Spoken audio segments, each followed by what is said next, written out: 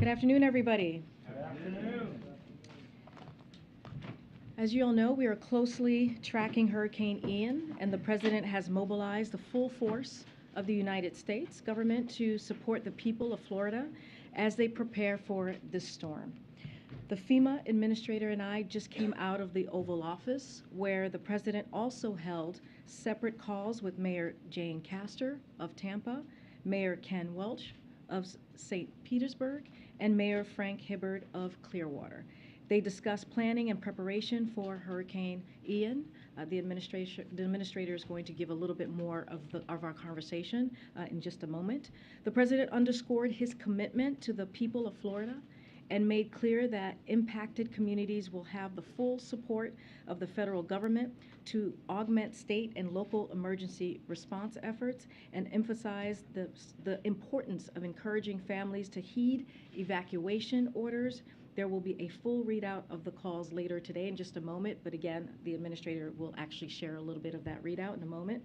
FEMA Administrator Deanne Criswell was in Miami yesterday as well to assess the ongoing preparations, and we appreciate her taking the time to be here with us today, provide all of you an update on what those efforts look like and the latest on the storm. With that, FEMA Administrator, would you?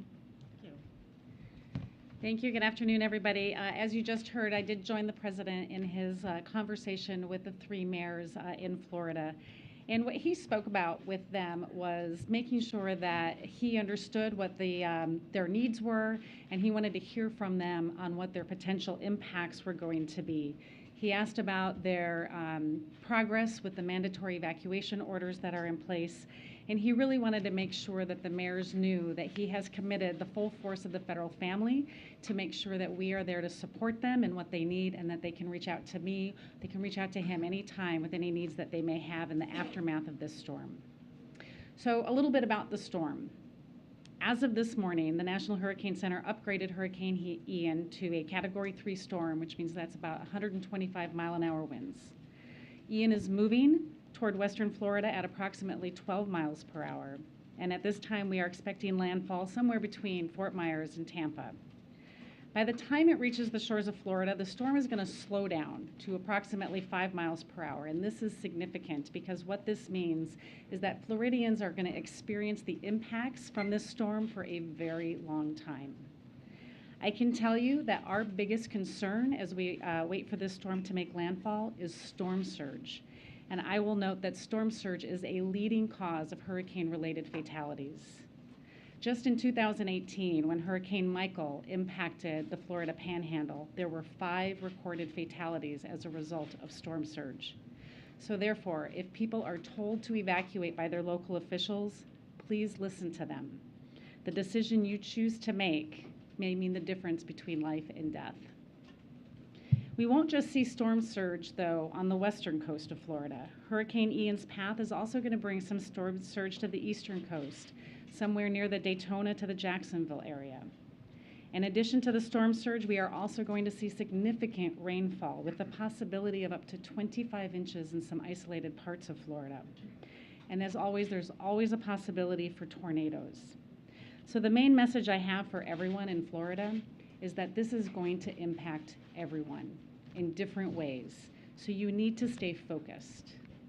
I did speak with Governor DeSantis on Friday to hear his main concerns and his priorities for the response and the preparedness actions. And we immediately began moving resources and personnel in. And President Biden signed Governor DeSantis' pre-landfall emergency declaration request on Saturday. This made sure that we were able to immediately start supporting the governor's concerns that he relayed to me. The preparation for this storm has been extensive and it has been coordinated. It has been a coordinated effort between FEMA, our federal, our state, and our nonprofit partners. So a little bit about some of that forward-leaning posture that we've put in place. Search and rescue, we know that this is going to be a priority.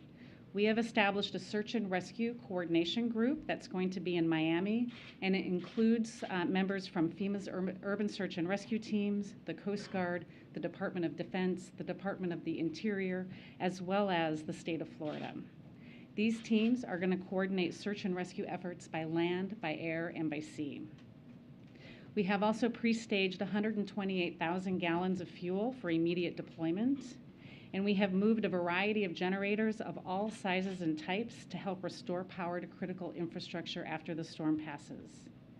The Army Corps of Engineers has also pre-staged 300 personnel to conduct power and fuel assessments as soon as the storm passes. And we have 3.7 million meals and 3.5 million liters of water that are staged in Alabama.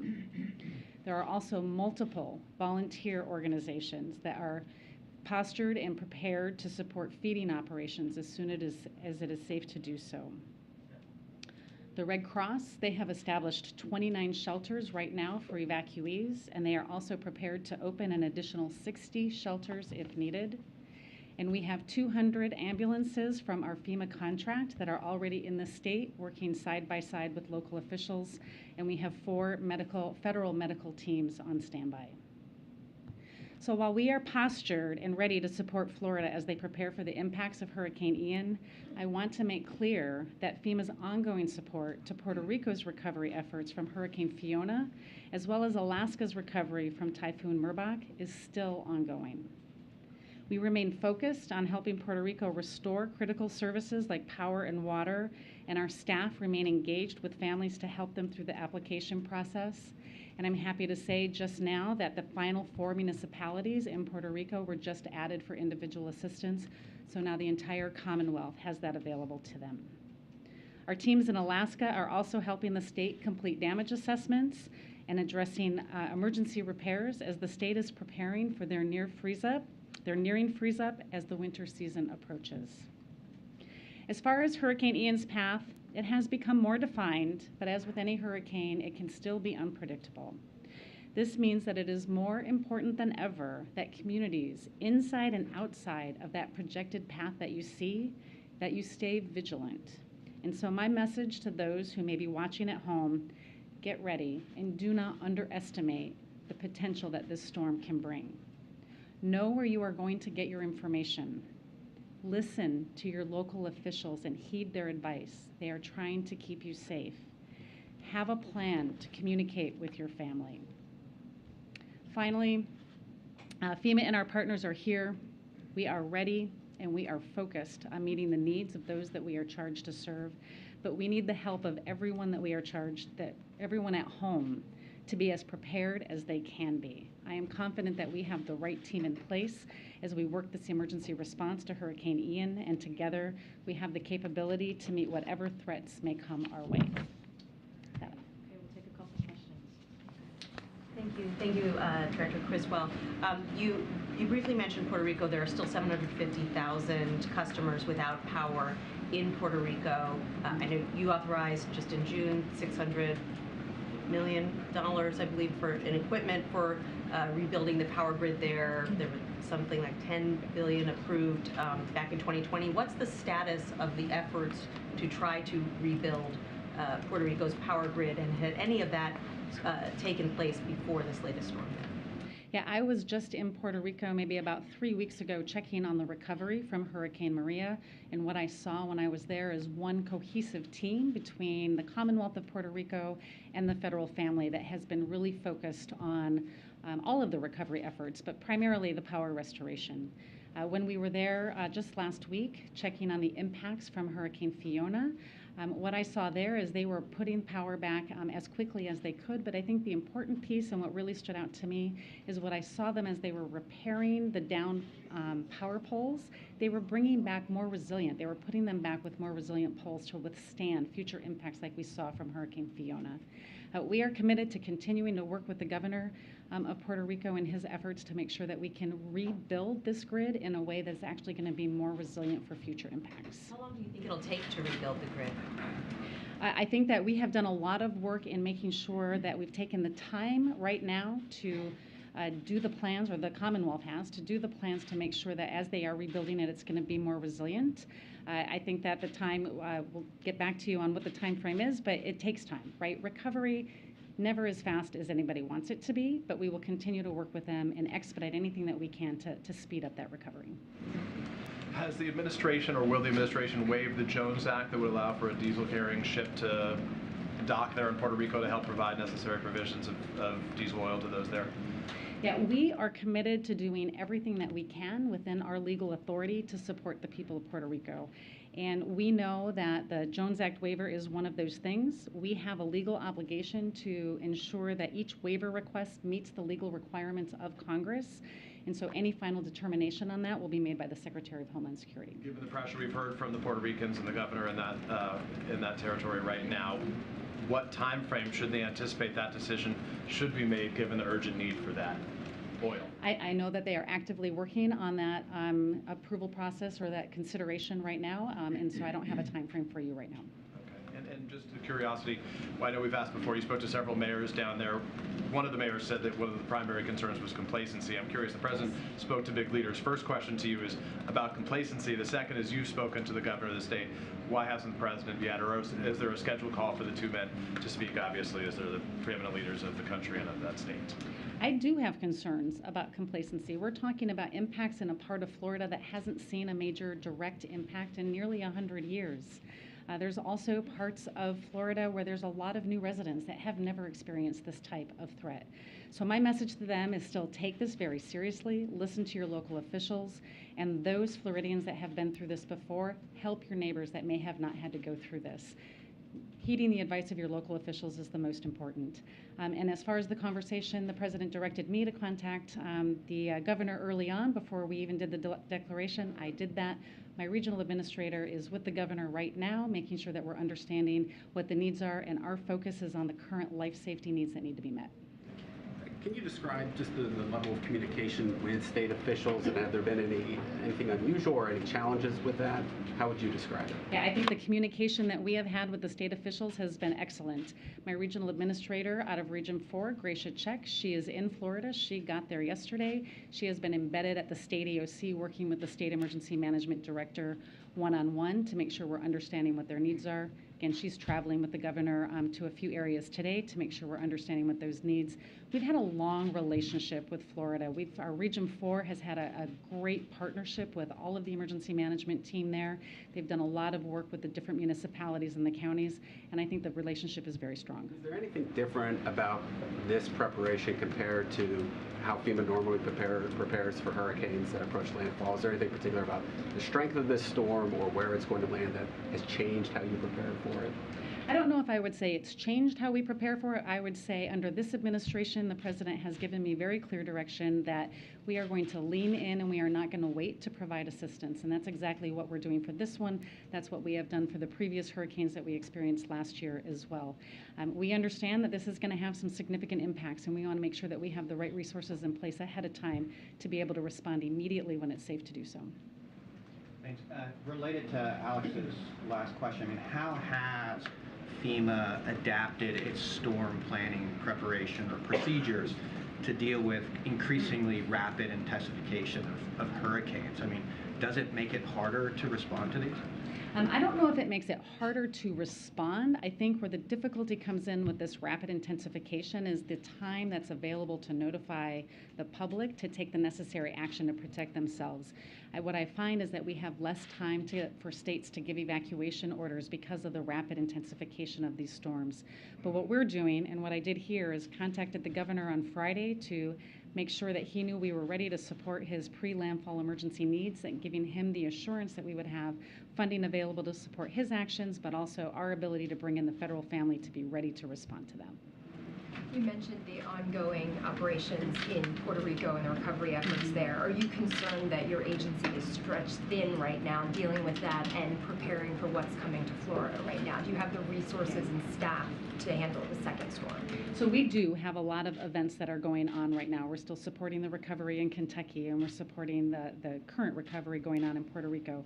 We have a very talented and dedicated work staff, team of emergency managers, and we have enough people right now to come in and support the response for this, and then we will work to identify what the recovery needs are once we understand what the damages are. But we are more than postured to be able to support this response. We heard the president say last week that the federal government will cover 100% of the recovery for the next month in Puerto Rico. Do you have an estimate yet ballpark of what that's going to cost for Puerto Rico? I don't have that estimate yet, but it covers all of the different emergency protective measures, debris removal. There was a significant amount of debris removal that needed to take place. Any of their overtime costs that they may have incurred over that. As far as a dollar assessment, I don't have that yet. No dollar assessment yet. I don't have it yet. We can certainly see if we have a better estimate and get back to you. Karine, just to follow up. Wait, I just called I'm on Matt. sorry. I just called on Matt. I just want to return to what Peter had asked about Governor DeSantis. In the past, President Biden, has made calls to governors in situations of natural disasters. Kay Ivey in Alabama, Asa Hutchinson in Arkansas, or the governor in Texas. Is there any? Can you articulate, I guess, how those determinations are made and why it hasn't been made in this case to have the president call the governor?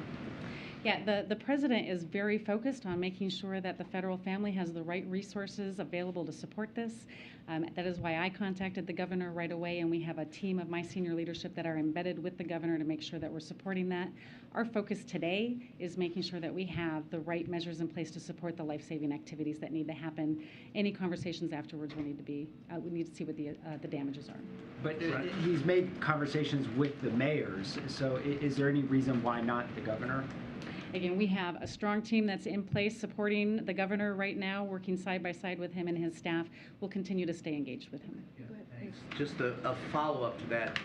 Normally, presidents call governors or the governors call presidents, but the only thing that really, during hurricanes, the only real question I really want answered is it in any way the fact that they haven't talked? Is there any way that it's impeded efforts for the federal government or FEMA to implement plans in Florida? And if so, what would they be?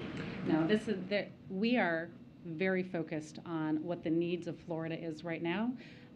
We do not bring politics into our ability to respond to these disasters. We are going to support whatever Governor DeSantis asks of us. We signed his emergency declaration within hours of him sending it in. We'll continue to do that as we see what the impacts of the storm are. So the communication between the president and the governor has no impact on how you all operate? Zero. Just on the trajectory of the storm, I know you said that you expect it to make landfall somewhere on the West Coast.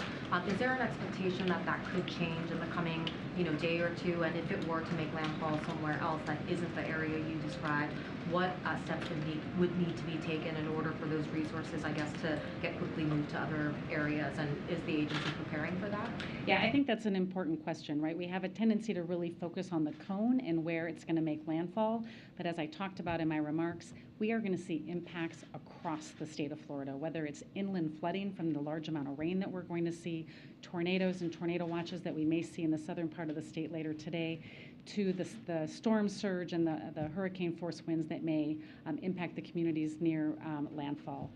We are postured and we are moving our equipment in a place that can support all parts of Florida because we know that there are going to be impacts across the state.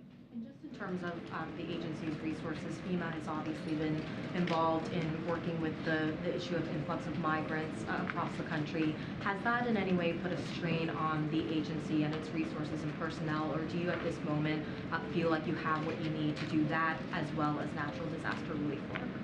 Yeah, the resources that we are providing to support the influx of the migrant flow is through a program called our Emergency Food and Shelter Program. It's a reimbursable grant program, and that's the main source of our involvement right now. When you talk about complacency, what are you concerned about? Are people refusing to heed evacuation orders? Yeah, what I worry about when I think about complacency is that if it's been a near miss in the past, they feel like they can just ride this out. I've been through this before, and I've had no issues, and so I can do it again. That's a dangerous way to think. You need to listen to your local officials because the storm surge, 10 feet, maybe in some areas higher, is going to be significant, and you put 20 inches of rain on top of that inland, you need to be able to listen to your local officials, right? And I think what we have and what we see is people that have not had any impacts, they think that that's not going to happen again. Take it seriously. Do not underestimate the potential that this storm can bring. Okay, last two. Thanks, Karine. Administrator, thank you. So in the aftermath, the Strategic Petroleum Reserve is at the lowest level since 37 years, and you said you've set aside some gas for Florida. Is there a concern that the reserve is not high enough now to handle the aftermath of this emergency and other hurricanes that could come? I don't have any concerns at this point that we're going to have the ability to handle the fuel needs that we're going to need in Florida. We will continue to assess after the storm passes to see what the impacts are. We'll make sure that we're putting measures in place to support any gaps that we might The identify. rest of the season, you think you're covered? It all depends on what the impacts from this storm might bring, and so we need to do those assessments after the storm passes. Okay, last question, way in the back. Thank you. The storm is expected to travel north. Have you had any conversations with the governors of South Carolina and Georgia about the potential impacts there? What are you most concerned about? Yeah, I spoke with both governors yesterday to get a better idea of what they were concerned about. They were stepping up their postures to make sure that they were prepared to support any impacts that they might see. As the storm track continues to change, again, our regional office will continue to engage with them, and we'll move resources into there if needed. And we'll stay in close contact with the governors and their staff. Thank you. Appreciate it. Thank you. Thank you. Okay. One quick thing for all of you. This afternoon, President Biden will highlight his and congressional Democrats' efforts to protect and strengthen Medicare and lower health care costs for seniors. This comes alongside today's news that for the first time in more than a decade, premiums for Medicare Part B will decrease next year rather than go up. This will lower health care costs for millions of seniors and people with disabilities each year. The President will be joined today by Medicare beneficiary with diabetes, who will share firsthand how the Inflation Reduction Act will benefit Americans like him. Of course, the President's effort to lower health care and prescription drug costs and protect Social Security and Medicare stands in stark contrast with what Republican officials are focused on. Republican officials are focused on repealing the Inflation Reduction Act. That is their first action that they would like to take under their GOP agenda, which would increase seniors' prescription drug costs and undo the $35 cap on insulin costs for people on Medicare. The President will also emphasize the dangers of Republican officials' plans to put Medicare on the chopping block every 5 years. President Biden will remain focused on lowering costs for American families when it comes to health care and also across the board. With that, Josh, you want to kick us off? We don't have much time because I know you all have to gather in about 10 minutes or so. Thanks, Karine.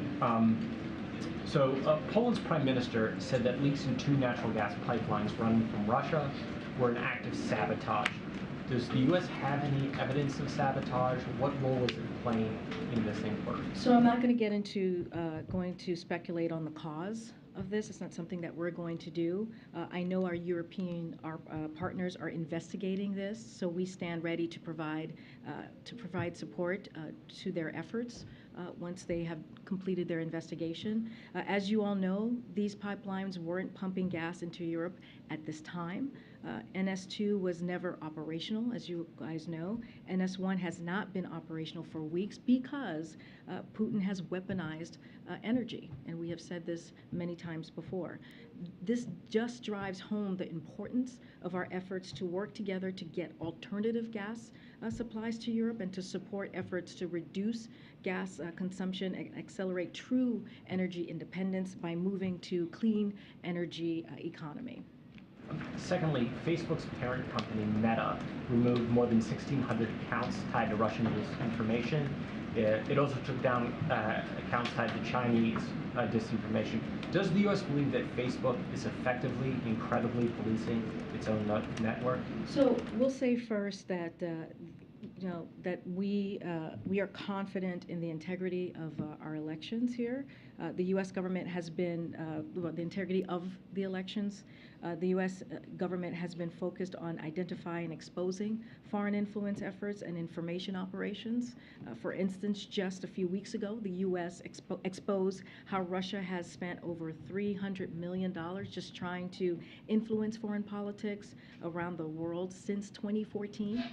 We are seeing social media platforms take more serious steps independently on their own against coordinated, inauthentic behavior in the last few years and enforcing their terms of use. The report appears to be another example of that. Again, we have confidence in the integrity of the elections. Have the Europeans requested help in identifying how these leaks began? Don't have anything to report on what we have heard from the Europeans at this time, or anything to preview. You've made numerous efforts to get more natural gas to Europe as they face winter. How are those efforts going? Well, those conversations are ongoing. We've laid out some of the previous conversations that have happened recently. I don't have any more to update on where we are, but we find it to have been successful in trying to diversify the energy supply, and we will continue to assist our European partners. Just on the Puerto Rico Jones Act question that was asked before, does the president himself currently have a thought on whether a waiver could be issued for this specific situation? So when it comes to this specific situation, look, we're committed to, again, doing everything that we can within our legal authority to support Puerto Rico. That's basically what the administrator said, and that is our number one focus, to get them what they need and to get them back on track. And so we're going to, as a federal government, we're going to continue to give those resources. The Biden administration is closely evaluating any waivers requests that come in, including this particular one, as Criswell said while she was just here, and to make that final determination. But that is going to be made by the Homeland Security, and so we'll leave that up to them. But again, we're going to evaluate every one of them very closely. Just on a separate matter, just the reports of men in Russia trying to flee the country. There are even some reports of people trying to harm themselves physically to try to avoid conscription. I know the White House has drawn a distinction between the Russian government and the people of Russia.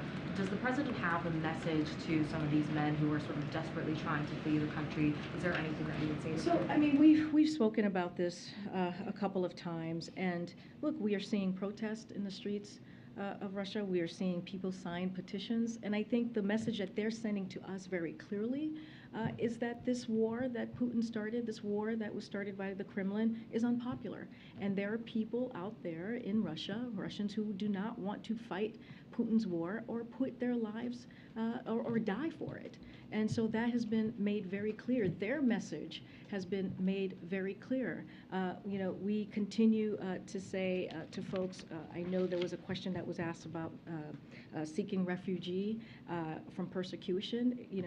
We believe that regardless of their nationality, they may apply for asylum in the United States and have their claim adjudicated on a case-by-case basis. So as far as that, we welcome any folks who are seeking asylum, and they should do that.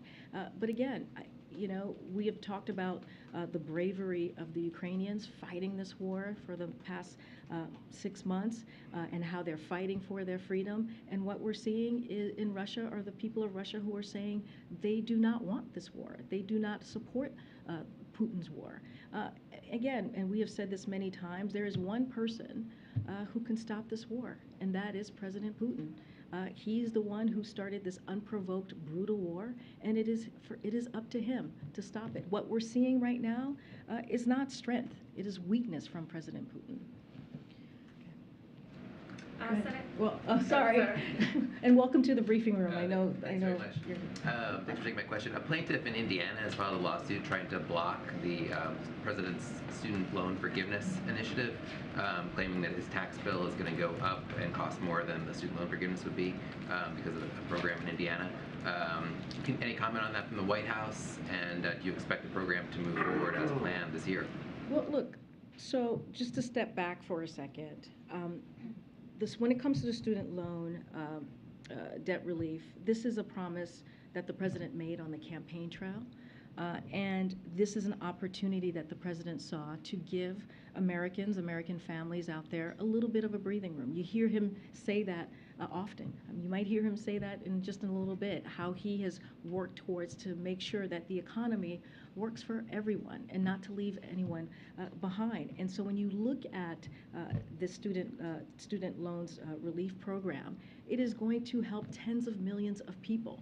It is going to help 90% of folks who are on that program are making under $75,000 a year. So look, you know, we want to be really clear here. You know, opponents of the Biden-Harris administration student loan plan are trying to stop it because they know it will provide much needed, again, relief for working families. Anyone who does not want to give that debt relief can choose to opt out. It's something that they are able to do. But again, the Department of Education website will provide more detail as you're asking if it's going to move forward on information about how the program will work before it launches. But the bottom line is this: no one who does not want debt relief will have to get that debt relief. So folks have an option to opt out. But again, this is going to help tens of millions of Americans who now are going to be able to put money down to maybe buy a house or to start a family, and that matters. Thanks, Karine. How heavily are labor union support for the Jones Act weighing on the administration as it decides whether to grant a waiver for ships around Puerto Rico? Look, this is a legal authority that we are following. We're going to evaluate each case, and so again, this is what we're going to lead with. Is not what you know, from what others may be asking. Is what we can do from our you know, point of view, and from the way that we are able to do, again, in a legal way. On the Medicare announcement, the cost is actually, the premium cost last year went up because of the federal government's plan to purchase this Alzheimer's drug that turned out to be not quite as effective as people thought. Now premiums are pretty much going back down to where they were before that. So isn't this just getting things back to where they were and not truly lowering premium costs? We see this as a win for the American people when they're going to get about $60 a year back into their pocket. That's important, you know, and so I think that's how we see this. And as you couple that with what the president has been wanting to do and trying to do and has done with the Inflation Reduction Act, continuing to lower costs.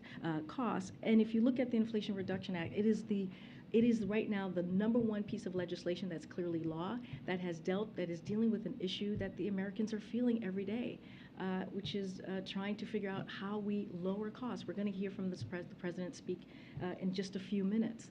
And so, look, we think it's important that Americans are going to get that money back in their pocket, and we think it's important that Americans are now going to be able to, that Medicare is going to be able to negotiate, and we can cap that cost per year for seniors at $2,000. That's why Democrats, and only Democrats, voted for this piece of legislation, and we feel like we're going to continue to do the work to lower costs for Americans, but that's really important, and I think it's going to make a difference in Americans' lives. Yeah. Okay, whoever needs to go. Oh, that's including you, Josh. Bye. Quick question, Karine. Okay. Let me guess what's about. Yeah. Election is coming up this Sunday in Brazil. Yes. So I know that Democrats in Congress are pushing for the White House to recognize the result immediately, within minutes after it is confirmed or announced.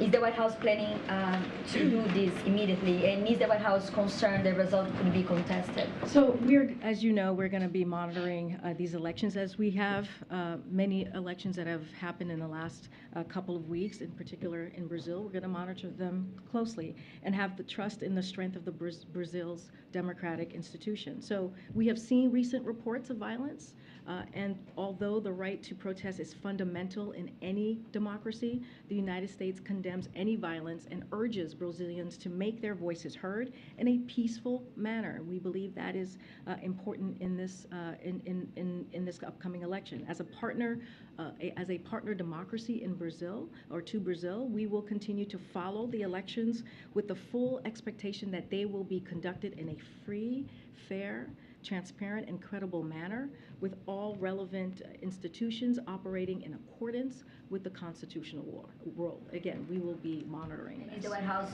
going to recognize the result immediately? Again, I'm not going to get ahead of any results at this time, but like I said, we will be monitoring the upcoming elections in Brazil, and I'll leave it there.